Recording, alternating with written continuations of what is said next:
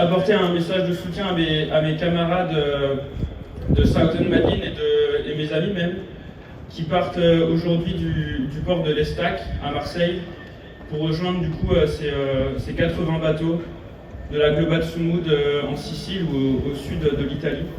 Le port n'est pas encore vraiment déterminé et qui devrait prendre la mer dans les 15 jours prochains ou le mois qui arrive en direction du blocus. Je pense que notre amour et notre humanité leur fait peur.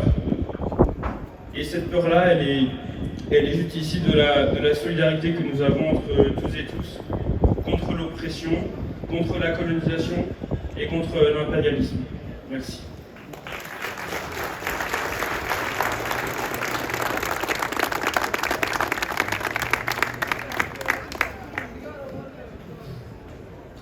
Pendant ce temps-là, certains voudraient nous faire taire. La loi dite Yadan sera examinée le 16 avril prochain à l'Assemblée nationale.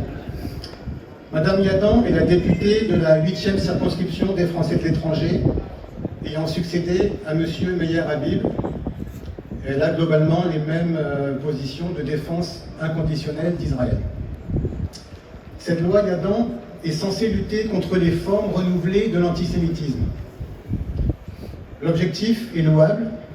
Il faut lutter contre l'antisémitisme et toute forme de racisme. Le problème est que cette loi vise en réalité à museler les critiques d'Israël. C'est une loi à la fois inutile, dangereuse pour la liberté d'expression et pour notre démocratie. Premièrement, le titre même de la loi, ce soi-disant nouvel antisémitisme. Après Madame Yadan, la haine de l'État d'Israël est aujourd'hui consubstantielle à la haine des Juifs. Elle associe critique de l'État d'Israël et antisémitisme. Cela peut exister dans certains cas, et il existe déjà des lois pour le combattre. Le problème de fond est que cette notion de nouvel antisémitisme ne correspond à aucune réalité. Cela est affirmé très clairement par la Commission nationale consultative des droits de l'homme, un organisme qui a un rôle officiel de conseil au gouvernement pour les questions liées au racisme. Il ne faut pas confondre critique d'Israël et antisémitisme, c'est finalement assez facile à comprendre. Petit problème, cette commission, organisme de référence donc, n'a pas été auditionnée par Madame Yadan lors de l'élaboration de cette loi. On se demande pourquoi. Craignait-elle d'être contredite ? Par ailleurs, cette loi s'appuie sur une définition de l'antisémitisme promue par l'Alliance internationale pour la mémoire de l'Holocauste. C'est une définition qui, elle aussi, assimile antisémitisme et critique de l'État d'Israël. Donc, cette définition de l'IHRA fait l'unanimité contre elle. Elle est contestée par l'ONU, par de nombreuses ONG, de nombreuses organisations juives, et même par l'auteur lui-même de cette définition, qui dit qu'elle n'avait pas pour but d'être utilisée à des fins juridiques. Je donne un exemple. Si cette définition était pleinement appliquée, il ne serait plus possible de parler de l'apartheid en Israël, pourtant reconnu par la justice internationale. En réalité, cette définition provient des lobbies liés au gouvernement israélien qui veulent faire taire les critiques d'Israël.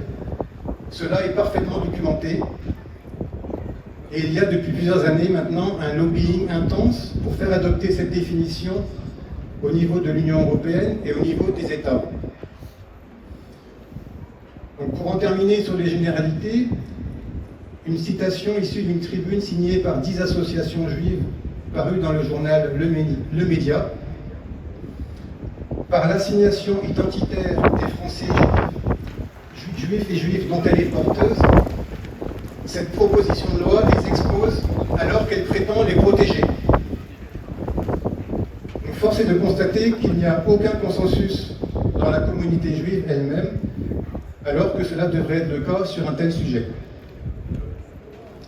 Donc, pour en venir au niveau du texte de loi lui-même, son article 1 concerne, pour faire simple, la notion d'apologie du terrorisme, qui va être encore étendue. Donc, sans rentrer dans les détails du texte, Il faut savoir que cet article de la loi française, dans son état actuel, est déjà très contesté par de nombreuses ONG, par l'ONU et par exemple par l'ancien juge antiterroriste Marc Trévidic, qui était initialement favorable à cette loi, et il a pu en constater les dérives. Et il appelle aujourd'hui à oser faire marche arrière.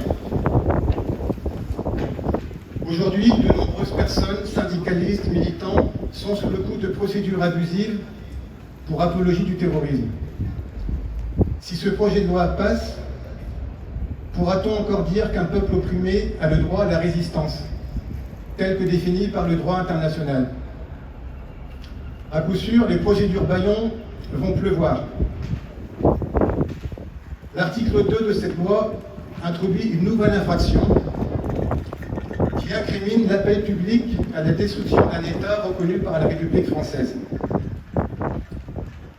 Donc l'appel à la destruction d'un État est un concept complètement nouveau et particulièrement flou.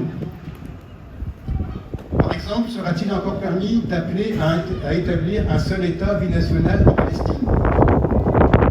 Ou de contester la nature de l'État d'Israël et sa loi État-nation du peuple juif de 2018, qui ne reconnaît le droit à l'autodétermination qu'à ses citoyens juifs, et qui considère le développement de la colonisation juive comme une valeur nationale. Une citation de la Commission nationale des droits de l'homme: « Les questions de géopolitique doivent bénéficier d'une grande liberté dans l'expression des idées. Une telle infraction aura pour effet de dissuader la tenue de débats légitimes et sains dans un régime démocratique. » Au final, cette loi est parfaitement inutile. Citons encore une fois la Commission des droits de l'homme. La lutte contre l'antisémitisme n'a pas besoin de nouvelles incriminations, mais de la pleine et juste application des délits prévus à cette fin. C'est un peu plus clair. Alors, mobilisons-nous pour faire échouer cette loi. Vous pouvez, par exemple, signer une pétition. Il y en a une sur le site de l'Assemblée nationale, qui s'appelle « Non à la loi Yadan ». N'hésitez pas à la signer et à la partager, ou à interpeller vos députés. Merci, on ne nous fera pas taire.